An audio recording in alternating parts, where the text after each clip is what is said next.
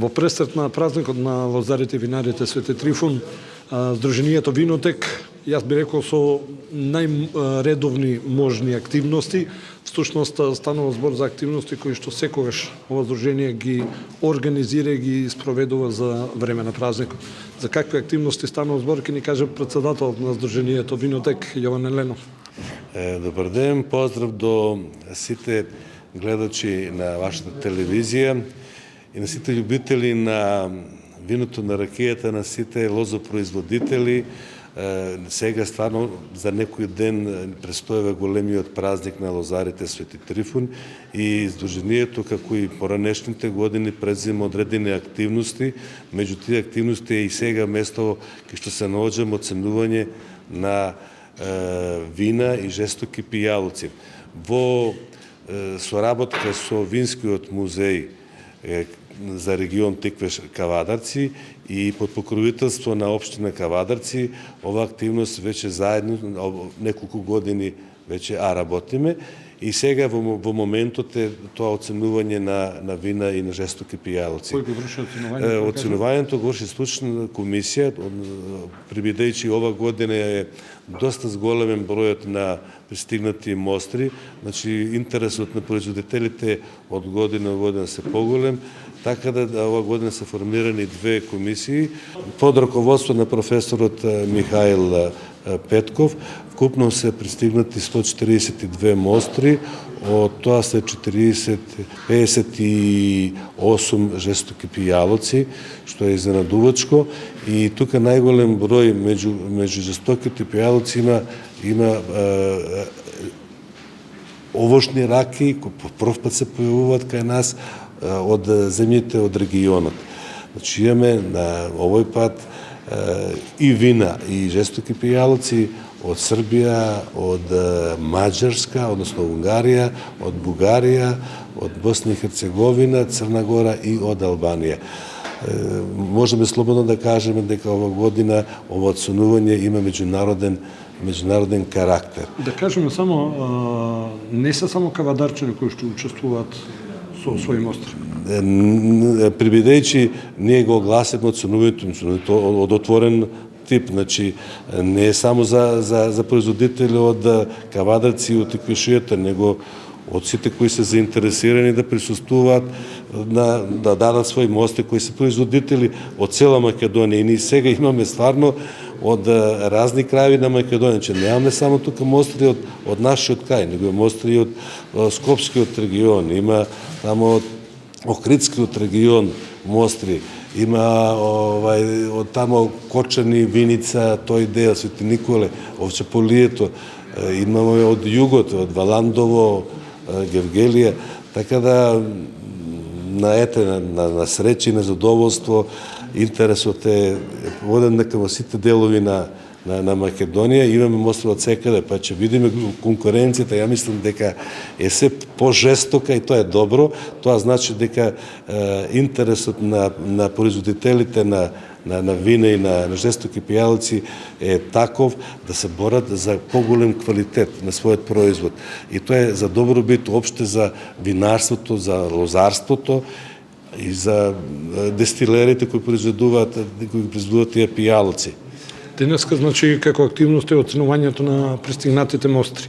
Утре, задутре, што е агендата? Ова е активност која мора да претходи на празникот, да би пристигнале сите тие оценети производи да се огласат, значи, резултатите од оценувањето на самиот ден на празникот Свети Трифун, која исто ќе биде овде во музејот, значи во локалниот вински музеј. Ќе бидат соопштени резултатите на 14 понеделник и на самиот ден на 14, значи сигурно главна активност е закројувањето, затоа што на тој ден на свечен начин се врши закројување на виновата лоза. И ние практикуваме како и секоја година, како и многу наши сограѓани и сонародници широм Македонија, али во Кавадарци на еден посебен можеби начин, тоа е познато, не знам дали луѓето знаат, со валкање во низ лозето, значи тоа е символичен еден начин, прикажува како бурињата полни со вино ги се тркавалат. Така да има тука многу символика.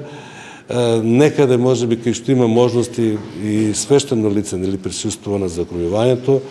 Кај нас понекогаш кога има слободен свештеник пристигнува, кога некогаш не, но суштина е да ние како лозаропроизводители, како винари, да сами тоа го организираме и да му дадеме едно свечено обележие. Спомнавме дека комисијата која што ги оценува пристигнатите мостри денеска е начело со професорот Михаил Петков. Професоре, стручни луѓе се претпоставувам во комисијата, не? Да, апсолутно сите се енолози со долгогодишно искуство кои секојдневно ја работат, нели оваа работа, оценуваат вина. Оно што досега го сработивте, како ви стојат работите? Па, многу позитивно, во однос, морам да кажам, на минатата година. Имаме до сега, а верувам дека и понатаму ќе продолжи, веќе имаме многу поголем процент на вина со многу висок квалитет, што е многу позитивно. И убаво тече работата, комисиите се усогласени, немаме некои варирања во оценките, така да за сега е се во ред многу во води. Организаторот спомна дека годинава изненадувачки е големиот број на пристигнати овошни раки. Па имаме не само овошни раки, туку имаме многу поголем број на мостри и од вино. Имаме мостри од вино, имаме гроздови раки, имаме исто така и за прв пат може да речеме дека има поголем број на овошни раки.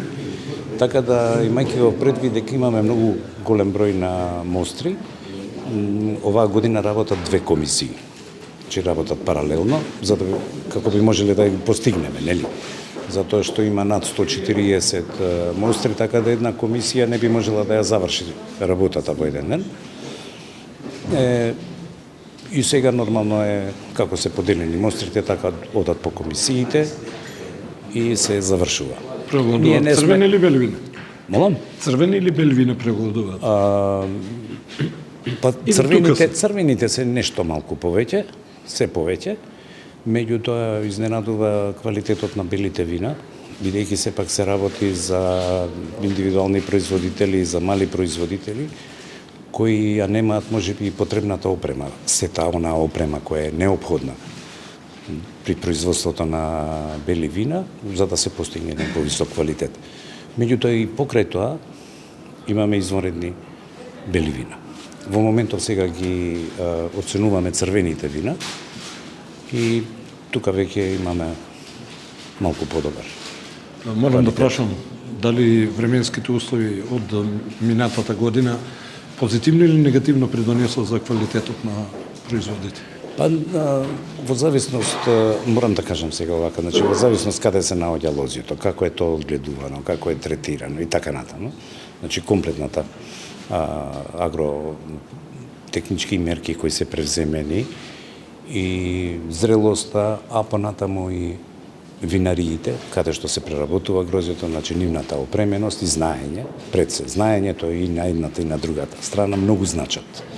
Така да со правилно употреба на одредени мерки и во производството на грозје пред се и во производството на вино може да се ублажат сите овие и климатски промени кои се не само климатски промени, туку и сите невремења кои не очекуваат. Некогаш имаме суша, некогаш имаме премногу дожд, така да сето тоа се ублажува на еден одреден начин. Меѓутоа, како и секоја година имаме, кај нас има добар квалитет. Минатата година не беше година која е најдобра, да речеме, за бербата и дека би можеле да очекуваме не знам какви вина.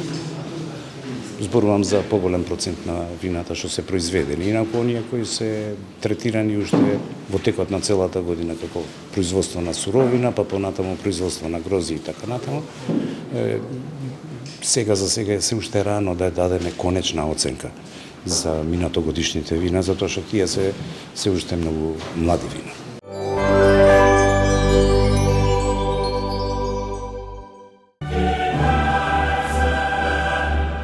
Уживајте во наjelitното фудбалско доживување Лига на шампиони на Арена Спорт и Арена Премиум каналите на кабелскиот оператор Инел. Повеќе инфо на www.inel.mk и 043 550 550. Да навиваме заедно со Инел. Бензинска пумпа ДМД Оил.